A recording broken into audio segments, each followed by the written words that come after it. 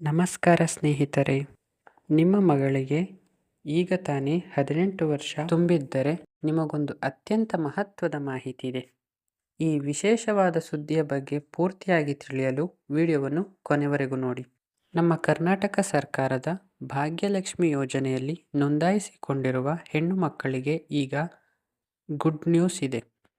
ನಿಮ್ಮ ಬಾಂಡ್ನ ಅವಧಿ ಪೂರ್ಣಗೊಂಡ ನಂತರ ಬರಬೇಕಾದ 1,00,000 ರೂಪಾಯಿಗಳ ಒಟ್ಟು ಮೊತ್ತವನ್ನು ಪಡೆದುಕೊಳ್ಳಲು ನೀವೀಗ ಅರ್ಜಿಯನ್ನು ಸಲ್ಲಿಸಲು ಅವಕಾಶವಿದೆ.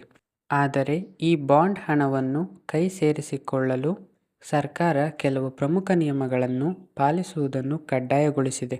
ಮೊದಲನೆಯದಾಗಿ, ಈ ಬಾಂಡ್ ಹಣಕ್ಕೆ ಅರ್ಜಿ ಸಲ್ಲಿಸುವ ಸಂದರ್ಭದಲ್ಲಿ ಆ ಹೆಣ್ಣು ಮಗಳಿಗೆ ಕನಿಷ್ಠ 18 ವರ್ಷ ವಯಸ್ಸಾಗಿರಲೇಬೇಕು. ಅಷ್ಟೇ ಅಲ್ಲದೆ ಆ ಮಗು ಕನಿಷ್ಠ 8ನೇ ತರಗತಿವರೆಗೂ ತನ್ನ ಶಾಲಾ ಶಿಕ್ಷಣವನ್ನು ಯಶಸ್ವಿಯಾಗಿ ಮುಗಿಸಿರಬೇಕು.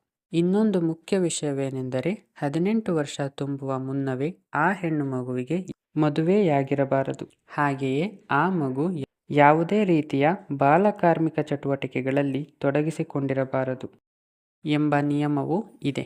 ಹಾಗೆ ಮಗುವಿನ ಆಧಾರ್ ಕಾರ್ಡ್ನಲ್ಲಿರುವ ಹೆಸರು ಮತ್ತು ಭಾಗ್ಯಲಕ್ಷ್ಮಿ ಬಾಂಡ್ನಲ್ಲಿರುವ ಹೆಸರು ಎರಡೂ ಒಂದೇ ರೀತಿ ಇರುವುದು ಬಹಳ ಮುಖ್ಯ.